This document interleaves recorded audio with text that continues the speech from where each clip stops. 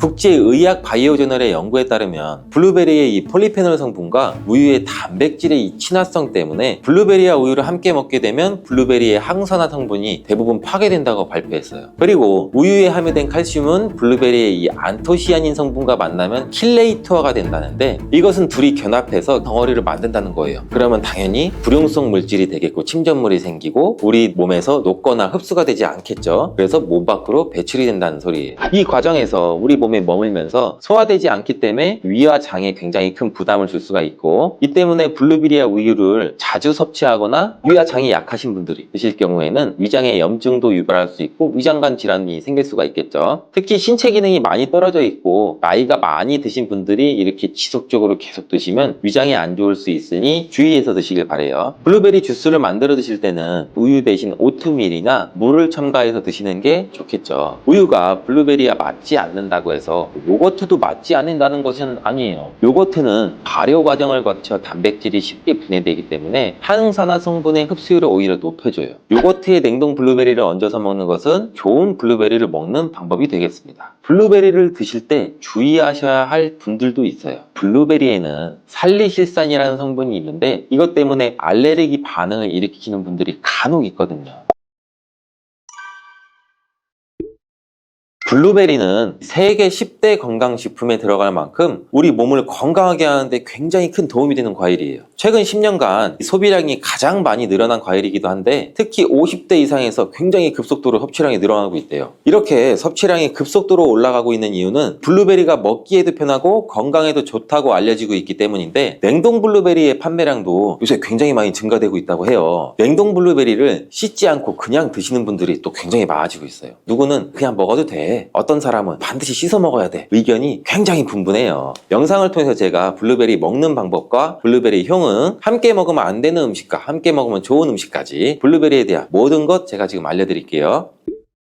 먼저 냉동 블루베리를 씻어야 되느냐 그냥 먹어도 되느냐, 제가 정리해 드릴게요. 결론부터 말하자면 씻어서 드시는 것이 안전하다입니다. 먼저 냉동 블루베리를 구입하셨다면 식품의 유형을 한번 확인하시기 바래요. 식품 유형에 과체 가공품이라고 적혀 있다면 씻어서 냉동한 블루베리이기 때문에 그냥 드셔도 되시긴 해요. 근데 식품 유형에 농산물이라고 표기가 되어 있다면 이것은 씻지 않고 냉동되어 유통된 블루베리이기 때문에 반드시 씻어서 드시는 게 좋아요. 근데 간혹 식품 유형이 표기가 되어 있지 않은 제품들도 있는데 이런 제품은 당연히 씻어 드시는 게 좋겠죠. 2022년 한국소비자연맹에서 현재 시중에 판매되고 있는 냉동과일, 블루베리, 망고, 딸기 등등 제품을 선정해서 안전성 평가를 했는데, 과체 가공품 같은 세척과일 제품에서 미생물, 잔류농약, 곰팡이, 독소 등의 검사에서 규격 기준에는 적합하긴 했지만 이 미생물과 잔류농약이 검출된 제품들도 있었어요. 이 자료를 바탕으로 한다면 이 냉동 블루베리 제품도 이미 씻어서 유통이 되고 있다고 할지라도 한 번 정도는 씻어 드시는 게 좋겠어요. 블루베리 씻는 방법은 흐르는 물에 약 30초 정도만 씻어주면 되는데, 깨끗이 빡빡 씻는다고 블루베리를 물에 오래 담가두거나 흐르는 물에서도 오래 씻으면 안 돼요. 블루베리에 함유된 안토시아닌 성분은 수용성이기 때문에 영양소가 다 빠져나가 버릴 수 있어요. 잔류 농약 또한 수용성이기 때문에 흐르는 물에 약 30초 정도만 씻어도 충분하니 걱정 말고 드셔도 괜찮습니다. 블루베리는 특별히 생과일보다 냉동 블루베리가 이 안토시아닌 함량이 높다고 해요. 이 시드니의 뉴사우스 웨일즈 대학의 연구진이 블루베리를 건조, 냉장, 냉동했을 때 핵심 영양소가 어떻게 변화되는지 실험을 했는데, 안토시아닌의 함량이 블루베리 1g당 생과일일 때는 7.2mg, 냉장 보관했다가 2주가 지났을 때는 5.7mg로 줄었고 건조했을 때는 4.3mg로 더욱 줄었대요. 근데 냉동 한 달 후에는 8.1mg으로 오히려 생과일 때보다 늘어났고, 냉동 3달이 지나자 7.9mg로 소폭 줄었지만 역시 생과일 때보다 많은 함량이 확인되었다고 해요. 실험 결과로만 보면 블루베리는 냉동으로 드시는 것이 가장 많은 영양분을 섭취할 수 있다는 말이 되겠네요. 추가로 눈 건강이나 심혈관 질환, 당뇨 등에 도움이 많이 되는 시중에 이 안토시아닌 함량이 개런티된 영양제도 많이 나와 있으니 꼭 블루베리나 빌베리와 같은 영양제를 드시려면 건강기능 식품으로 제조된 안토시아닌이 최소 최소 50mg 개런티 된 제품을 드시는 게 굉장히 좋겠죠. 그렇다면 다른 채소나 과일은 냉동했을 때 핵심 영양소의 함량이 어떻게 될까요? 이 영양소에 따라 보존력이 강한 것도 있고 약한 것도 있는데, 딸기의 한 종류인 이 라즈베리는 폴리페놀 성분이 핵심 영양소예요. 생과일일 때보다 냉동일 때가 킬로그램당 폴리페놀 함량이 약 100mg 정도 상승하는 것으로 나타났고, 당근의 경우에는 핵심 영양소가 이 베타카로틴이라는 거 많이들 알고 계시잖아요. 냉동 보관했을 때 3개월이 지나면 베타카로틴의 함량이 현저히 떨어져요. 이렇듯 냉동 채소, 냉동 과일은 핵심 영양 성분에 따라서 함량이 높아질 수도 있고 낮아질 수도 있어요.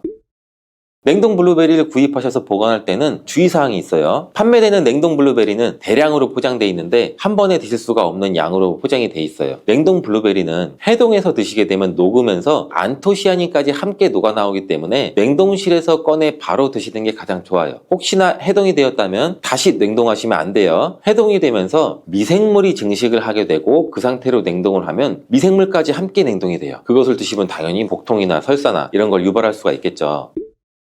블루베리의 핵심 영양소인 안토시아닌은 폴리페놀의 일종으로 식물에 굉장히 많이 함유된 청자색을 띠는 성분이에요. 블루베리의 색깔이 짙은 보라색을 띠는 것은 바로 이 안토시아닌 성분 때문에 그런데, 안토시아닌의 과일별 함량에서는 빌베리 블루베리가 가장 높은 함량을 가지고 있는 것으로 알려져 있는데, 안토시아닌 함량이 높고 좋은 빌베리일수록 우리가 먹었을 때 입안에 보랏빛으로 착색이 심하게 되는 경우가 많아요. 인공색소가 아니기 때문에 전혀 걱정 안 하셔도 되고, 10분 정도 지나면 자연히 없어지니 시중에 빌베리, 블루베리가 포함된 건강기능 식품을 드셨을 때 오히려 착색이 되더라도 전혀 걱정하지 않으셔도 돼요. 안토시아닌의 가장 큰 효능은 눈을 건강하게 한다는 것. 이 안토시아닌은 로놉신의 제합성을 촉진시켜서 이 시력을 보호하고 백내장이나 안구건조 등 망막염 등 눈질환을 예방하기도 해요. 눈의 피로와 노화를 방지해서 초기 근시도 예방하는 것으로 알려져 있는데, 강력한 항산화 물질인 이 안토시아닌은 우리 몸의 활성산소를 제거해서 세포의 노화를 방지해 주는데 뇌 세포의 노화까지 같이 예방을 해준다고 해요. 폴리페놀 성분인 이 안토시아닌은 우리 뇌의 신경세포를 보호해주고 신경 전달 물질의 분비를 촉진시켜 뇌 기능도 향상시켜주면서 뇌의 해마를 자극해서 기억력도 향상시키고 치매를 예방하는 데도 도움을 줄 수가 있다고 해요. 이 테로스틸벤 성분이 뇌의 신경 전달 물질인 도파민과 노르에피네프린의 분비를 촉진시켜서 집중력을 향상시키는 데에도 도움을 주는 것으로 알려져 있고요. 간단히 말하자면 블루베리를 꾸준히 섭취하시면 기억력, 집중력을 향상시키고 치매를 예방하는 데에도 조금이나마 도움을 줄 수 있다는 거예요. 또한 활성산소를 제거하는 이 안토시아닌은 피부 미용에도 굉장히 좋은 효능을 발휘하는데, 이 피부 노화를 방지할 뿐만 아니라 염증을 제거하고 억제하는 효과도 있어 여드름 피부를 개선하는 데에도 도움이 돼요. 또한 비타민과 미네랄이 풍부해서 피부를 건강하게 유지하고, 풍부한 안토시아닌과 비타민C는 피부의 수분을 유지하는 데도 도움을 주고 주름도 예방하고 피부 톤도 밝게 하는 데도 도움을 줄 수가 있죠. 그리고 풍부한 식이섬유는 장의 운동을 촉진시켜주고 장내의 노폐물도 흡착하고 배출을 시켜서 피부 트러블 개선하는 효과도 같이 가지고 있어요. 나이가 들면서 머리 숱도 줄어들게 돼서 탈모를 걱정하시는 분들도 굉장히 많은데, 블루베리가 탈모 예방에도 굉장히 효과적이에요. 블루베리에 들어있는 이 안토시아닌은 튼튼한 모발이 자라날 수 있도록 모낭세포를 자극해주고 두피세포의 노화를 예방해서 탈모를 또 예방하게 되는 거예요. 블루베리에 함유된 또 비타민C는 머리카락 조직 형성에 필수적인 성분이고 콜라겐 생성을 촉진시킬 수 있는 성분이어서 모발을 강화하고 두피 건강을 증진하는 데에도 굉장히 큰 도움이 돼요. 항산화 성분이 안토시아닌은 머리카락 세포도 송산시키는 이 자유라디칼을 제거하고 머리카락 손상을 예방하는 데 도움이 돼서 탈모를 또 예방하는 그런 원리죠. 블루베리는 당뇨의 위험이 있는 분들한테 굉장히 큰 도움이 되거든요. 블루베리, 빌베리는 혈당 수치를 낮춰주고 당분을 에너지원으로 사용하는 이 신진대사의 과정을 촉진해주는 효능이 있어요. 미국의 당뇨병 협회는 빌베리, 블루베리를 당뇨병 슈퍼푸드라고 부르면서 블루베리를 꾸준히 드시면 인슐린 감수성을 향상시키고 혈당을 낮추는 데 도움이 된다고 발표했어요. 블루베리에 대한 연구를 굉장히 많이 진행을 했는데, 하루에 약 150g의 블루베리를 섭취한 실험군은 혈당 스파이크의 발생이 현저히 낮아졌고 인슐린 수치 또한 낮아진 것으로 확인되었다고 발표했어요. 블루베리에 함유된 이 안토시아닌뿐만 아니라 칼륨, 비타민 B6는 또 심장 건강을 지키는 데 굉장히 큰 도움을 주는데, 이 성분은 우리 몸의 콜레스테롤과 혈액의 지방을 감소시켜서 혈액순환을 또 원활하게 해준다고 해요. 이러한 효능으로 심장마비나 협 협심증을 일으키는 죽상동맥경화증을 예방하는 데 굉장히 큰 도움을 주게 되죠. 또한 호모시스테인이 우리 몸에 과다하게 축적이 되면 혈관을 손상시켜요. 그리고 혈전을 생성해서 이 심장마비, 뇌졸중 이런 심혈관 질환을 유발할 수 있는데, 블루베리의 풍부한 엽산과 비타민 B6는 호모시스테인의 축적을 방지해서 심혈관 질환도 예방할 수가 있어요. 블루베리를 많이 드시는데 이 블루베리 잎에는 관심이 별로 없는 것이 사실이에요. 블루베리 잎이 열매의 항산화 효능보다는 뛰어나다고 하는 사실 알고 계신가요? 블루베리 잎은 열매보다 이 안토시아닌 함량이 또 높고, 또한 폴리페놀의 일종인 클로로겐산의 함량도 높아서 열매보다 항산화 효과가 20배에서 30배 정도 높은 것으로 알려져 있어요. 굉장히 놀랍지 않아요? 이러한 블루베리 잎은 차로 우려서 드시면 되는데, 물 1리터 정도에 잎 약 4g 정도를 넣고 10분 정도 끓인 후에 식혀서 드시면 돼요. 블루베리가 새콤달콤 맛이 난다면 블루베리 잎차는 구수한 맛이 나더라고요.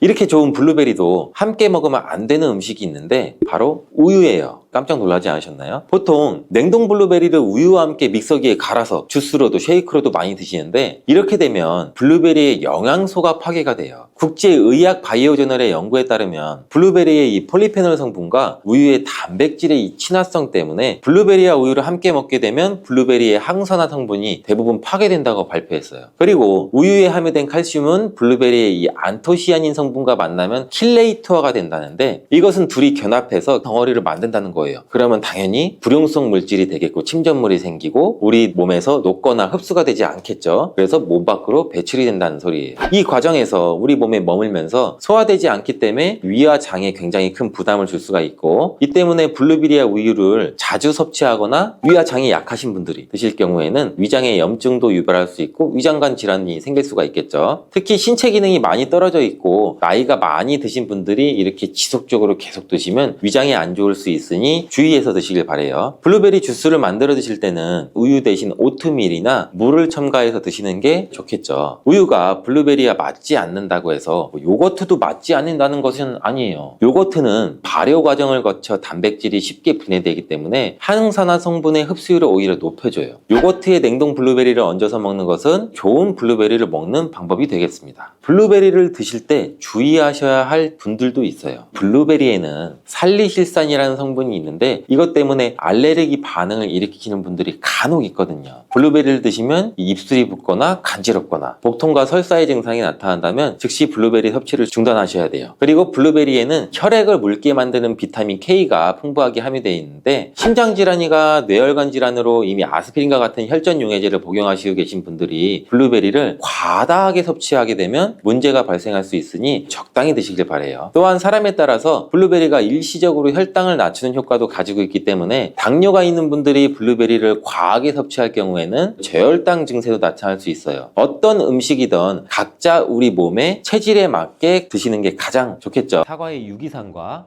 우유의 카제인이라는 성분이 만나게 되면 엉기는 현상이 일어나서 이게 덩어리가 져요.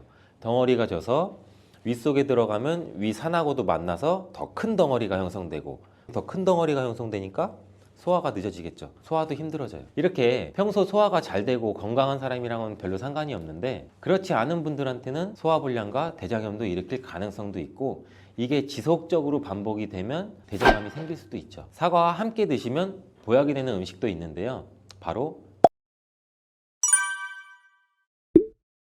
매일 사과 한 개를 먹으면 병원에 가지 않아도 된다는 말은 많이들 들어보셨죠? 사과는 그만큼 우리 몸을 건강하게 하는 많은 영양소가 들어 있습니다. 사과는 꼭 아침에 먹어야 돼, 아침에 먹어야 된다고 하는 사람들도 많은데 그 말이 정말 사실일까요? 정답은 그렇지 않다입니다. 그 이유를 보면 사과에는 신맛, 상큼한 맛이 나죠. 바로 사과 안에는 유기산이 풍부하기 때문인데, 그래서 유기산 때문에 신맛이 나는 것이에요.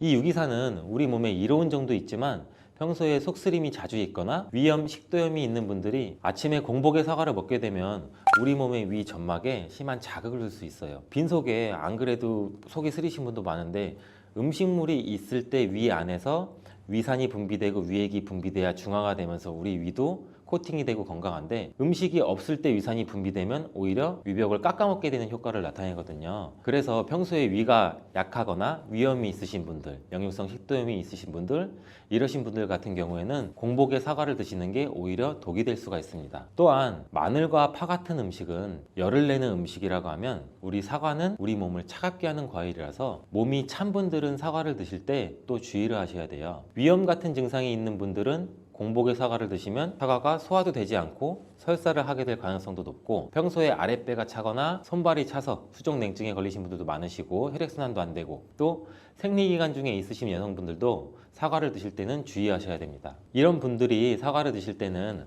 아침에 공복보다는 아침 식사 후에 드시는 게 좋고, 사과를 보관할 때도 보통 냉장고에 보관했다가 차게 해서 꺼내 드시잖아요. 냉장고에서 꺼낸 사과를 바로 드시면 시원하고 아삭해서 맛있죠.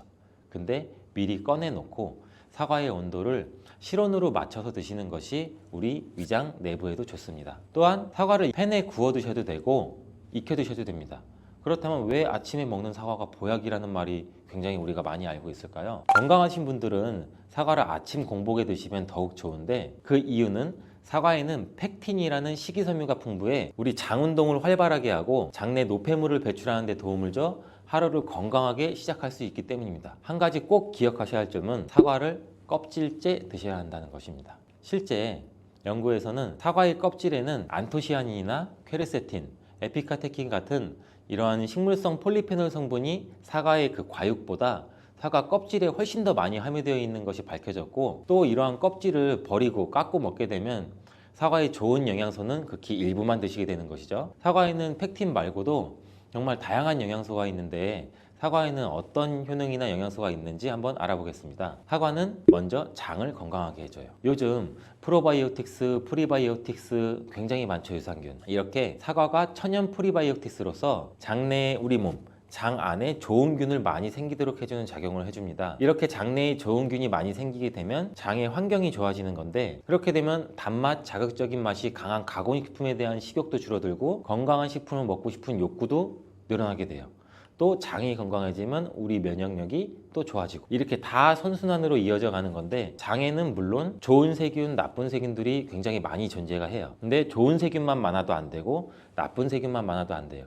좋은 세균, 나쁜 세균이 어느 정도 밸런스를 이루어져서 우리 몸의 면역력을 형성하게 되는데, 그때도 굉장히 중요한 게 프로바이오틱스, 프리바이오틱스, 우리가 흔히 많이 먹는 유산균입니다. 사과에도 아까 말씀드린 프리바이오틱스가 들어있고, 또 사과를 드시면 자연스럽게 체중도 줄어들고 다이어트하는 효과까지 누릴 수 있게 돼요. 이렇게 사과를 먹게 되면 장내에서 소화가 되면서 뷰티르산 같은 단세지방산이 만들어지게 되는데, 이 지방산이 우리 몸에 손상된 장벽을 회복시켜주는 역할을 해줘서 우리 장이 건강해지는 거예요. 장벽을 회복시키는 것이 중요한 이유가, 우리 장벽이 손상되면 손상된 곳에 독소들이 하나하나씩 침투가 되게 되고, 증상이 심해지면 장누수증후군이라는 질병도 발병이 되고, 이런 증상이 나타나면 독소들이 혈액을 타고 돌아다니게 되고 악순환이 반복이 되는 거죠. 그래서 장이 안 좋아지면 피부에 염증도 일으킬 수가 있고, 아토피와 같은 면역력이 이제 과잉되거나 면역력의 불균형 증상을 일으킬 수 있게 되는 거죠. 이렇게 사과를 드시면 이런 증상을 예방해 장이 건강해져 피부도 탄력 있게 밝아지게 하는 효과도 있고, 사과 속의 풍부한 펙틴이 아까 장 운동도 활발하게 한다고 말씀드렸잖아요. 그렇게 되면 암을 유발할 수 있는 물질들이 장내에 오래 머물지 못하고 결국 대장암의 발병률도 서서히 줄어들게 되죠. 그리고 사과는 혈관도 깨끗하게 해주는데, 혈관을 깨끗하게 해주면 뇌졸중, 고혈압, 심근경색, 그런 혈관 질환도 같이 예방할 수 있게 되고, 이렇게 혈관에 활성산소가 많아지게 되면 혈전이 생겨 혈액순환을 방해하기도 하고 혈관세포를 손상시켜 노화를 촉진시키기도 하는데, 이러한 활성산소를 제거해주는 게 우리가 흔히 알고 있는 항산화 영양제라고 해요. 말 그대로 활성산소가 우리 세포의 노화를 촉진시켜주고 우리 세포를 더 늙게 만들거든요. 이러한 것들을 제거해주는 항산화 영양소를 같이 섭취해주는 것도 매우 중요한데, 그 항산화 영양소도 사과에 들어있다는 것을 알고 계시면 좋을 것 같습니다. 또한 이러한 활성산소를 제거해서 혈전이 생기는 것을 억제하는데 가장 큰 역할을 하는 게 플라보노이드 계열의 루틴이라는 성분인데, 이 루틴이 사과에 굉장히 많이 들어있어요. 또한 사과에는 칼륨도 굉장히 많이 함유되어 있어서, 칼륨은 혈관 내에 나트륨을 몸 밖으로 배출해주는 역할을 해요. 나트륨은 수분을 흡수하는데 칼륨이 부족하면 먹으면 나트륨도 배출되지 않습니다. 이 나트륨은 혈압이 상승하며 혈관에 노폐물을 쌓이게 만드는데 사과를 섭취해서 칼륨을 공급해주면 혈압도 방지할 수 있고 노폐물을 배출시켜주는 역할도 같이 할 수 있습니다. 또한 이러한 칼륨은 혈관을 확장시키는 작용을 해서 혈액순환도 원활하게 하고 심장 박동도 안정시키고 심장의 기능도 강화하는 데 도움을 줄 수 있는 성분이에요. 근데 여기서 한 가지 주의할 점을 알려드릴게요. 활성산소가 혈관을 손상시킨다고 했잖아요. 근데 사과를 잘못 드시면 오히려 활성산소가 굉장히 많이 생기게 돼요. 바로 갈변된 사과를 드시는 것입니다. 사과를 먹고 남게 되면 밀폐 용기에 담아 보관했다가 나중에 드시는 경우 굉장히 많잖아요. 그때 우리가 단면이 사과가 갈색으로 변하게 되는데 이는 공기 중에 산소와 만나서 산패돼서 갈색으로 변한 것이거든요. 이렇게 산패된 사과를 드시면 활성산소를 제거하는 것이 아니라 오히려 활성산소를 증가시켜 혈관 건강에 악영향을 줄 수 있으니까 갈변된 사과는 그 부분은 바로 잘라내고 드시는 것을 추천드립니다. 또한 사과의 이로운 점 중 다른 하나는 사과는 혈당을 조절해서 당뇨를 예방하고 그 당뇨를 회복하는 데에도 도움을 줄 수가 있어요. 당뇨가 있으신 분들은 과당이 혈당을 올려 안 좋다고 알고 계시잖아요. 굉장히 많은 분들이. 근데 사과는 오히려 혈당을 조절해 주기 때문에 당뇨가 있으신 분들은 사과를 드셔야 됩니다. 식사하기 30분 전에 사과를 드신 후에 식사를 하시면 혈당이 급격하게 오르는 혈당 스파이크 현상도 막을 수가 있어요. 사과에 단맛 때문에 당뇨가 있는 분들이 사과를 드시는 것을 꺼려 하시는데 사과에는 단맛도 있지만 혈당을 올리는 GI 지수가 36으로 혈당 지수가 낮은 과일이에요. 근데 혈당 지수가 높은 과일이 뭔지 아세요?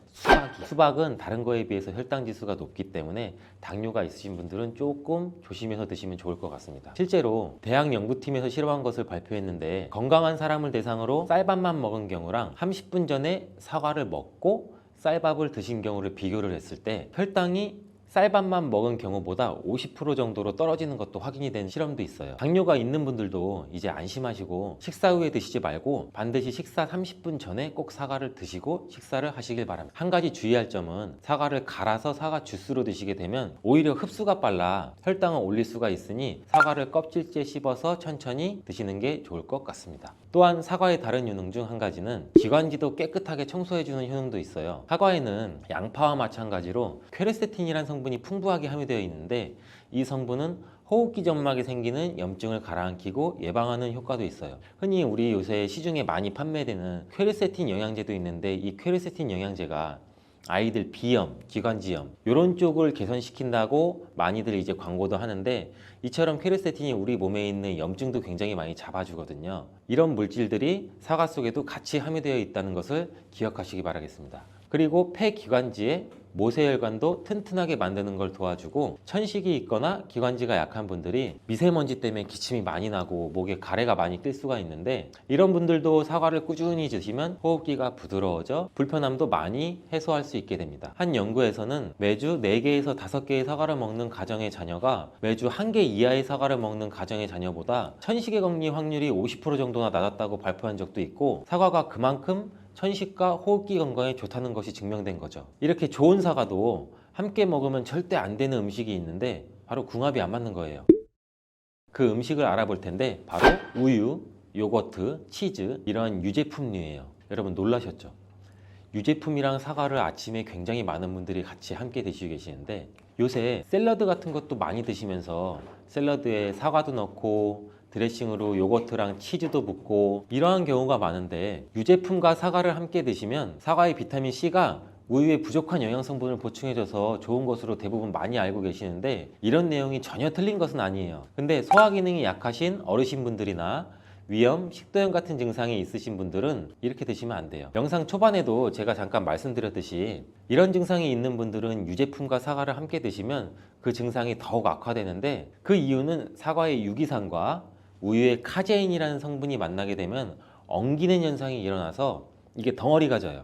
덩어리가 져서 윗속에 들어가면 위산하고도 만나서 더 큰 덩어리가 형성되고 더 큰 덩어리가 형성되니까 소화가 늦어지겠죠. 소화도 힘들어져요. 이렇게 평소 소화가 잘 되고 건강한 사람이랑은 별로 상관이 없는데 그렇지 않은 분들한테는 소화불량과 대장염도 일으킬 가능성도 있고 이게 지속적으로 반복이 되면 대장암이 생길 수도 있죠. 장 건강이 중요한 이유는 아까도 영상 초반에 말씀드렸듯이 장이 우리 몸의 면역력도 같이 담당하는 기관이고 정신 건강에까지 영향을 주기 때문인데 행복 호르몬이라고 불리우는 세로토닌 많이 들어보셨죠? 이 세로토닌의 95%가 장에서 만들어지기 때문에 장이 건강해야 행복감이 또 올라갈 수 있어요.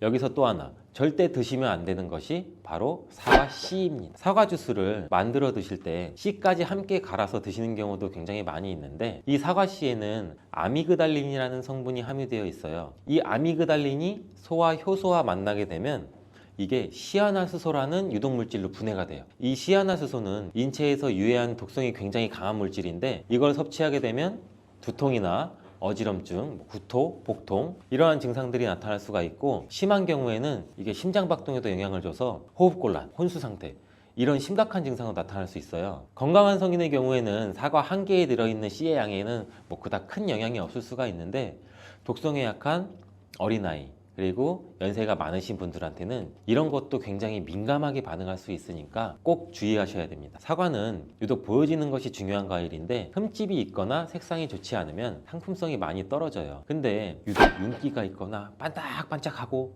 빨갛고 색상이 짙은 사과는 웬만하면 피하는 게 좋아요. 간혹 유동 파라핀이라는 식품 첨가물을 사용해서 사과 위에 이렇게 이쁘게 보이게 코팅 처리를 한 사과일 수가 있는데, 이 유동 파라핀을 섭취하게 되면 복통과 설사를 일으킬 수 있고 지용성 비타민의 흡수도 감소시킨다고 알려져 있어요. 요새는 이런 일이 거의 없긴 하지만, 혹시나 사과가 너무 윤기가 흐르거나 만졌을 때 약간의 끈적임이 있다면 드시기 전에 살짝 의심 한번 해보시고 껍질을 깨끗하게 세척하고 드시거나 껍질을 벗기고 드시는 것이 안전하겠습니다. 사과와 함께 드시면 보약이 되는 음식도 있는데요, 바로 비트와 당근입니다. 굉장히 유명한 주스 아시죠? ABC 주스. ABC가 바로 사과, 비트, 당근, 애플, 비트, 캐럿 이 세 가지를 갈아서 만든 주스인데, 사과, 당근, 비트를 함께 드시게 되면 영양소의 흡수율이 굉장히 증가하고 서로의 시너지를 굉장히 크게 나타내요. 이 서로의 영양소를 보완해줘서 더욱 건강하게 드실 수가 있는데, 또한 식이섬유가 폭발적으로 증가해서 장운동을 촉진하고 변비 예방도 탁월해져요. 그리고 사과, 당근, 비트 이 세 가지는 모두 강력한 항산화 물질이 풍부해서 체내에 있는 활성산소를 제거해서 세포의 노화도 방지해주고 몸에 활력을 불어넣어 줄 수도 있는 거예요. 함께 먹으면 보약이 되는 음식으로도 고구마도 있습니다.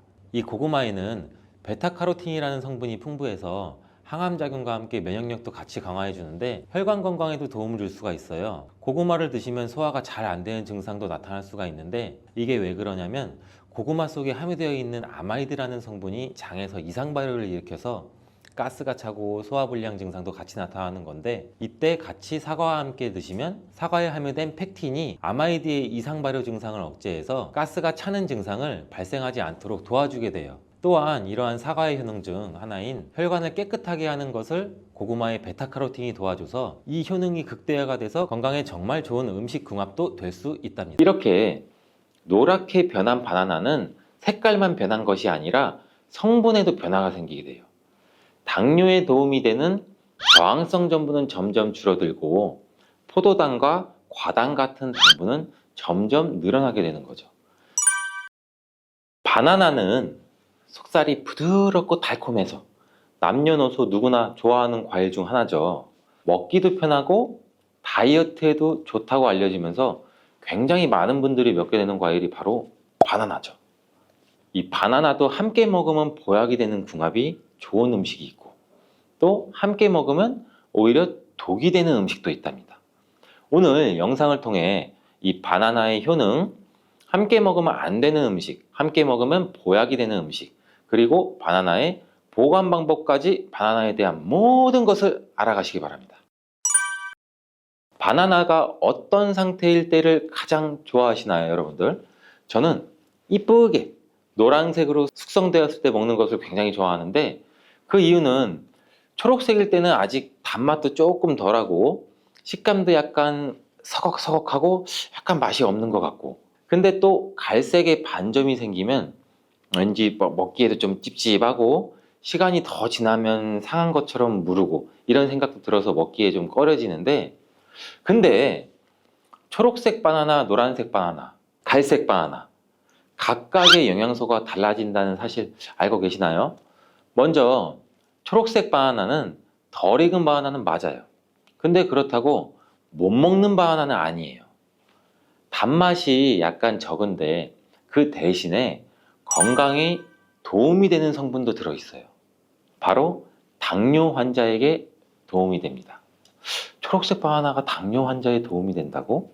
이 초록색 바나나는 소장에서 분해가 되지 않고 대장까지 내려가서 대장의 미생물에 의해 분해되는 이 저항성 전분이란 게 풍부해요.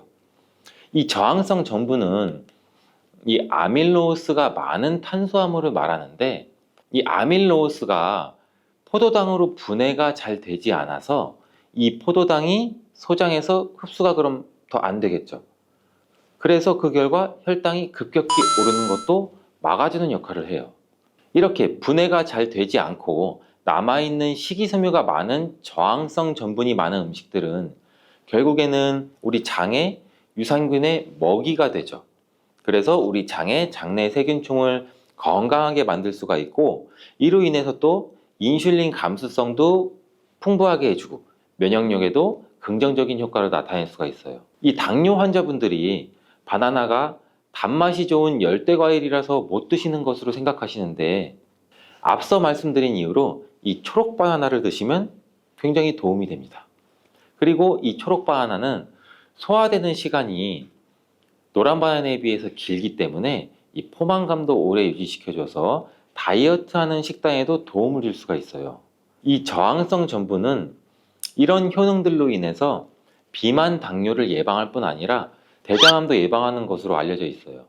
단 한 가지 주의할 점은, 이 과민성 대장 증후군이 있으신 분들이 초록색 바나나를 드시면 오히려 증상이 더 악화될 수 있으니 이 점은 주의해 주시길 바래요.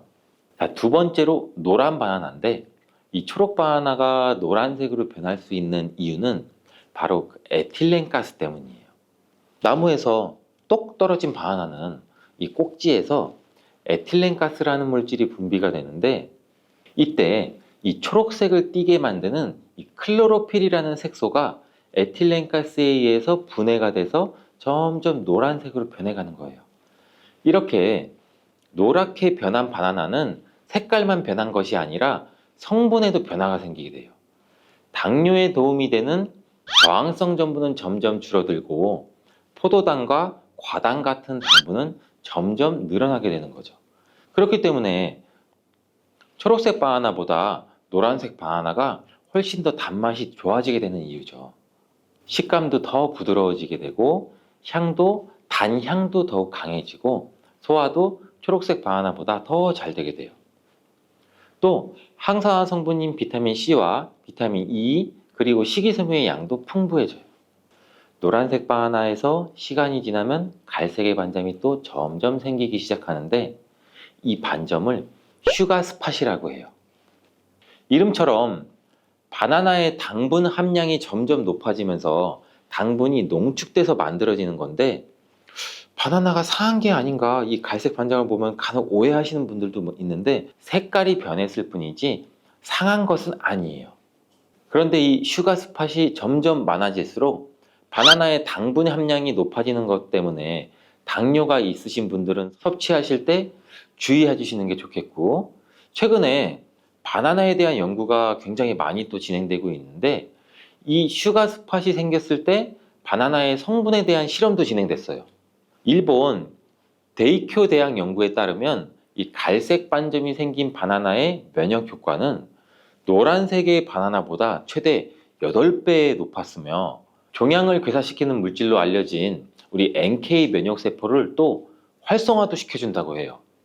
이 NK 면역세포는 바이러스에 감염된 세포나 암세포를 직접 파괴하는 역할도 하고, 이 TNF라는 종양괴사인자를 분비해서 비정상세포의 증식도 억제하고 암세포의 자살도 유도한다고 해요. 이게 무슨 말이냐면, 쉽게 설명드려서 갈색 반점이 생긴 바나나는 면역력도 강하게 만들어주고 암 예방과 치료에도 도움을 줄 수 있다는 결과라고 보이죠. 이 바나나에 함유되어 있는 성분을 살펴보면 흔히 알고 있는 칼슘, 마그네슘, 다양한 미네랄도 풍부하게 함유되어 있잖아요. 또한 우리 몸에 에너지를 공급해주는 탄수화물도 풍부하게 함유하고 있어요. 운동 경기를 우리가 TV로 보다 보면 선수들이 중간에 바나나를 먹는 장면을 볼 수 있는데, 운동 중에 바나나를 먹으면 이 풍부한 탄수화물로 인해 에너지를 빠르게 공급해줘서 이 폭발적인 힘을 내는데도 도움을 줄 수 있다고 해요. 나이가 들면서 점점 몸 안의 호르몬이나 에너지 균형도 깨지고 건강도 점점 안 좋아지게 되는데 특히 혈관 건강에 문제가 생기는 경우가 굉장히 많이 있어요. 이 혈관 건강에 문제가 생기면서 나타나는 대표적인 증상이 고혈압이 되겠죠. 이 때문에 나이가 들면서 혈압도 관리하는 게 굉장히 중요한데 바나나에 풍부하게 함유된 칼륨은 세포의 삼투압과 수분의 평형을 유지 기능을 수행해서 몸 안에 나트륨을 배출하는 데 굉장히 많은 도움을 줘서 혈압을 조절하는 데도 도움을 준다고도 알려져 있죠. 성인의 하루 칼륨의 권장 섭취량이 남성은 약 한 4,700ml 정도 되고 여성은 3,500ml 정도 되는데 실제로 섭취하는 칼륨의 양은 남성은 55%, 여성은 75% 정도만 섭취하는 것으로 통계를 통해 확인할 수도 있어요. 칼륨이 체내에서 부족하게 되면 혈압도 오르고 우리 심장에 무리도 줄 수 있으면서 이 근육의 경련도 일어나게 돼요. 또 힘이 빠지는 무기력증 등의 대표적인 증상도 나타날 수가 있죠. 또 바나나 한 개에는 하루 권장 섭취량의 약 15%의 칼륨이 함유되어 있어 우리가 부족한 칼륨을 보충하는데 탁월한 도움도 줄 수 있죠. 또 바나나에는 비타민 B6도 풍부한데 이 비타민 B6는 피리독신이라고 불리우는데 인체의 기능을 정상적으로 유지하는 데 굉장히 중요한 역할을 하는 수용성 비타민이에요.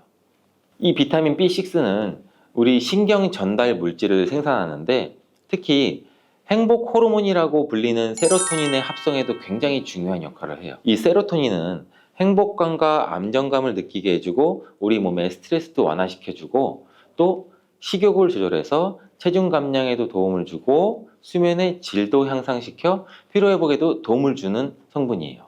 이러한 효능으로 우울증, 불안장애, 불면증 이렇게 정신질환도 같이 예방되고 치료하는 데에도 활용되는 성분이 세로토닌이에요. 쉽게 말해서 바나나를 섭취하면 행복감을 높일 수 있는데 도움을 줄 수 있다는 거죠. 또 비타민 B6는 우리 몸의 호모시스테인 농도도 조절해줘서 이 심혈관 질환이나 뇌혈관 질환도 예방하고 단백질을 분해해서 몸에 에너지를 공급하는 데도 도움을 줘서 우리 바나나를 먹으면 힘이 나는 거예요.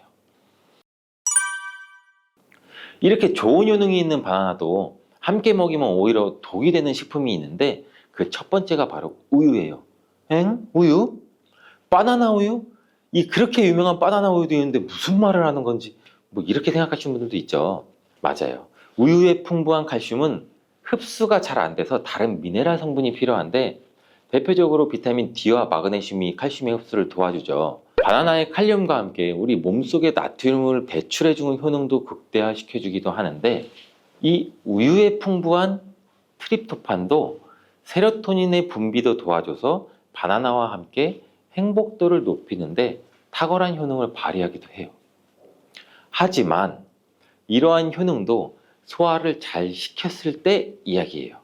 이 소화력이 좋은 분들한테는 이런 효능을 누릴 수 있지만 나이가 들면 들수록 소화가 잘 안 되시는 분들이 바나나와 우유를 함께 드시게 되면 이 불용성인 바나나가 위 속에 오래 남아있게 되고 바나나의 유기산과 당분이 우유의 풍부한 단백질, 칼슘과 결합해서 소화가 더 어려워지게 된다고 해요. 바나나가 우유의 결합물이 위와 장에서 과발효가 일어나고 소화기관에 무리가 주게 된다는 얘기죠. 이렇게 되면 위염이나 식도염 등 다양한 질환이 나타날 수 있고 계속되면 만성질환이 나타날 수도 있고 위 건강이 안 좋으신 분들이나 위가 약하신 분들, 소화가 잘 안 되시는 분들은 주의해서 드시라고 말씀을 드리는 거예요. 그렇다면 장 건강에 도움을 주는 바나나와 함께 먹으면 좋은 음식은 없을까요? 있습니다. 바로 오트밀이에요. 이 오트밀은 바나나에 함유한 섬유질은 대부분 불용성이기 때문에 이 장내 이물질을 흡착해서 변의 부피를 크게 하는 데는 도움을 줄 수 있어요. 이 때문에 바나나를 지속적으로 먹으면 좀 과하게 먹으면 변비에 걸리기도 하죠.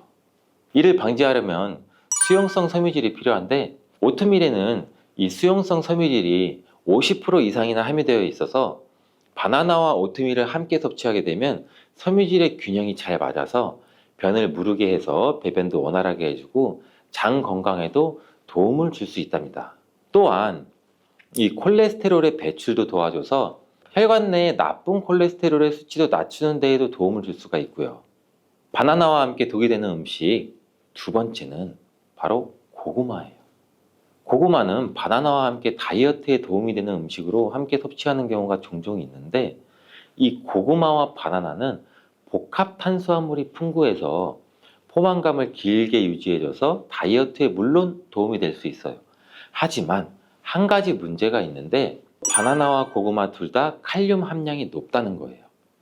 칼륨은 과다하게 섭취하게 되면 우리 몸에 고칼륨 혈증을 일으킬 수도 있고, 이로 인해서 무력감이나 피로감, 메스꺼움, 구토, 호흡곤란 이런 증상도 올 수가 있으며, 심한 경우 저혈압이나 부정맥, 근육마비나 심장마비 이런 심각한 부작용도 나타날 수가 있는데, 소량 섭취하면 큰 문제가 되지 않지만 과량 섭취 시 신장이 약하신 분들, 또 몸에서 칼륨 배출이 원활하지 않기 때문에 고구마와 바나나를 지속적으로 과다하게 함께 드시게 되면 신장도 망가뜨릴 수가 있어서 이런 점을 주의하면 좋다고 말씀드리는 거예요. 바나나와 함께 먹으면 보약이 되는 음식은 오트밀에 이어서 파인애플이 있어요.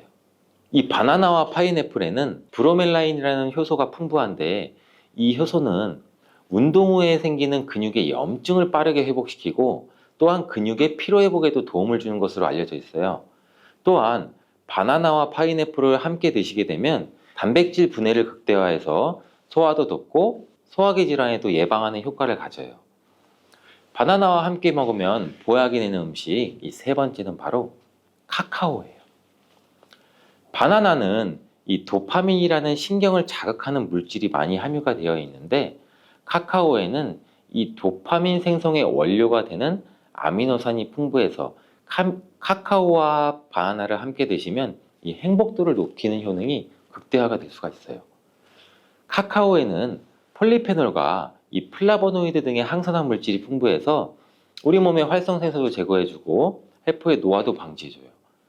바나나에도 항산화 물질인 베타카로틴과 비타민 C가 풍부해서 카카오와 바나나를 함께 드시면 항산화 효과도 같이 높일 수가 있는 거죠. 바나나와 함께 먹으면 보약이 되는 음식 이 네 번째는 바로 견과류예요. 바나나와 견과류를 함께 드시면 이 세로토닌의 분비가 촉진이 돼서 마음을 차분하게 하고 숙면을 취하는 데도 도움이 돼요. 또한 바나나의 풍부한 마그네슘은 근육의 이완을 돕고, 견과류의 트리토판을 세로토닌으로 바꿔주는 성분인 이 비타민 B6가 바나나에 풍부해서 견과류와 바나나를 함께 드시면 불면증과 우울증을 예방하고 개선시킬 수 있는데 도움을 줄 수 있다고 하네요. 자, 이제 그럼 바나나의 보관법을 한번 알아볼 텐데, 바나나를 보관하실 때는 바나나의 꼭지 부분을 랩이나 호일로 감싸주신 상태에서 바나나 거리 같은데 걸어두시는 게 좋아요. 그렇게 하면 바나나 꼭지에서 나오는 에틸렌 가스를 어느 정도 차단해줘서 숙성되는 것을 방지해서 조금 더 오래 보관할 수 있고, 그리고 열대 과일인 바나나는 냉장고에 보관하게 되면 냉해를 입어 바나나 색이 굉장히 빠르게 검은색으로 변하게 돼요. 바나나를 오래 보관하시려면 껍질을 벗긴 상태에서 먹기 좋은 크기로 잘라서 냉동 보관하셨다가 드시는 것도 추천을 드리겠습니다. 시금치 속 철분을 토마토처럼 비타민 C가 풍부한 음식과 먹으면 좋다고 해서 빈혈이나 당뇨가 있으신 분들이 함께 많이 드시는 경우도 있는데, 신장이 약하신 분들한테는 특히 좋지 않은 궁합이에요. 왜냐면 바로 시금치 속에 옥살산이라는 성분 때문인데, 옥살산이 혈액 속 칼슘과 만나게 되면 작고 뾰족한 결정 모양으로 체내에 쌓여서 결석을 만들게 되죠. 그렇게 되면 근육통과 근육 경련뿐 아니라 심하면 신장 결석까지 유발시킬 수가 있어요. 또한 시금치의 성분이 토마토의 라이코펜 흡수를 방해하는 작용도 일어날 수가 있어요. 토마토가 슈퍼푸드로 손꼽히는 이유가 바로 이 라이코펜 성분이기 때문인데요. 이 라이코펜은 강력한 항산화 물질이에요. 몸속의 산화 스트레스와 염증도 줄여주고 암을 예방하는 놀라운 성분이죠. 또 라이코펜은 폐암, 전립선암, 유방암과 결장암 등 다양한 암의 예방에 엄청난 효과가 있다고 해요. 혈관은 건강하게 해주고 동맥경화와 심혈관 질환의 예방에 탁월하죠. 하와이호주 주립대학의 연구에 따르면 토마토를 시금치와 함께 드시면 이 기적의 성분인 라이코펜 흡수율이 무려 50%나 감소가 된다고 해요. 토마토와 토마토와 시금치를 함께 드시면 안 되겠죠. 토마토를 드실 때 숙성되지 않은 초록색 토마토는 주의하시길 바래요. 숙성되지 않은 덜 익은 토마토에는 솔라닌이라고 하는 독성 물질을 함유하고 있는데 식탁위의 보약인 토마토는 세계 10대 푸드 중 하나로 영양소 폭탄인데요. 토마토에는 라이코펜을 비롯해 각종 비타민과 이 필수 영양소가 많이 들어있죠. 면역력 강화나 성인병 예방, 항암 효과, 항노화 등 다양한 효능과 연구도 진행되고 있죠. 최근에는 세계에서 가장 많이 소비되는 채소로 알려지면서 토마토의 효능에 대한 관심도 더욱 높아지고 있는데 토마토와 함께 먹으면 안 되는 음식과 주의할 점, 그리고 토마토와 함께 드시면 보약이 되는 음식까지 토마토에 대해서 모든 걸 알려드릴게요.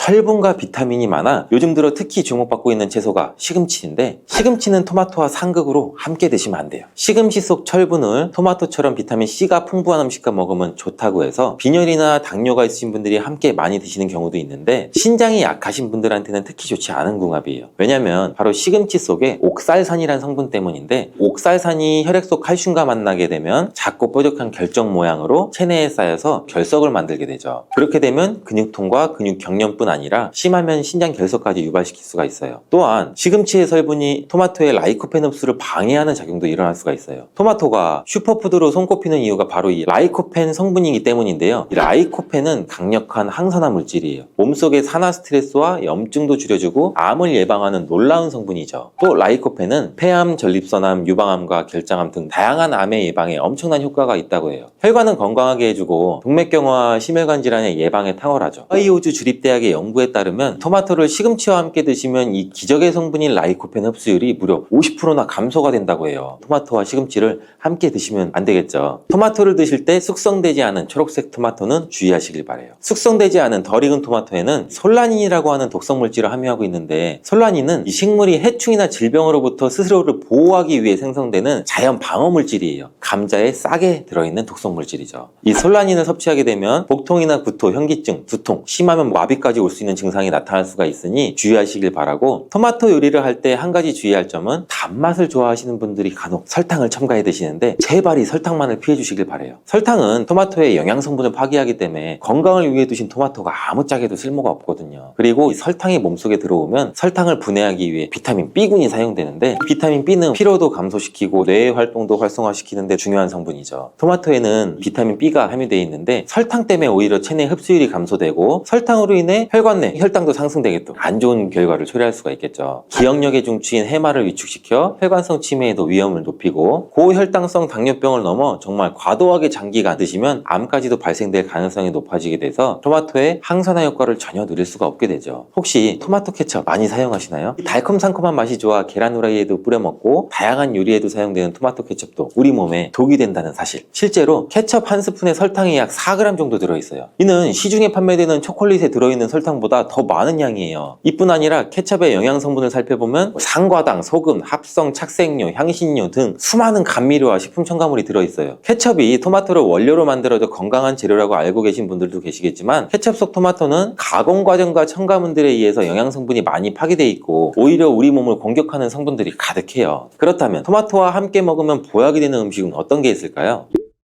토마토는 비타민, 베타카로틴, 라이코펜, 무기질 등 영양 성분이 굉장히 풍부해요. 한 가지 부족한 영양 성분은 단백질이에요. 양질의 단백질과 함께 드시게 되면 거의 완벽한 영양 성분을 우리 몸에 보충할 수 있는데 그 중에서도 특히 추천드리는 것은 고기예요. 50대 이후 나이가 들수록 꼭 고기를 챙겨 드셔야 하는 가장 큰 이유는 단백질인데 단백질은 우리 몸의 중요한 구성 성분으로 세포와 근육의 주 재료라서 만약 단백질 섭취가 부족하면 잇몸도 약해지고 치아도 빠지기도 하고 머리카락도 얇아져 탈모가 오기도 하고 면역세포를 충분히 만들어내지 못하게 돼요. 물론 콩과 두부도 훌륭한 단백질 공급원이지만 식물성 단백질은 필수 아미노산의 종류나 양이 충분하지 않을 수가 있어요. 반면 동물성 단백질은 식물성 단백질보다 우리 몸에 흡수가 잘 되기 때문에 나이가 들수록 반드시 조금이라도 챙겨 드셔야 돼요. 또한 단백질은 행복 호르몬으로 알려진 세로토닌의 원료로 우울증을 예방하는 효과도 있어요. 특히 돼지고기 속에 풍부한 비타민 B1은 뇌 기능을 활성화해서 치매를 예방해 주기도 해요. 이렇게 좋은 고기를 섭취할 때도 한 가지 문제가 있는데 우리 몸은 약 알칼리성을 유지해야 되는데 육류는 산성식품이라는 거예요. 바로 이 토마토가 문제를 해결해 줄 수가 있죠. 토마토는 대표적인 알칼리 식품으로 산성인 육류와 함께 드시면 단백질의 소화를 도와주고 위장에 부담을 줄여줘 토마토의 풍부한 섬유질이 변비를 예방해서 위장 건강을 지켜줄 수가 있어요. 그리고 토마토는 어떻게 드시는 게 좋을까요?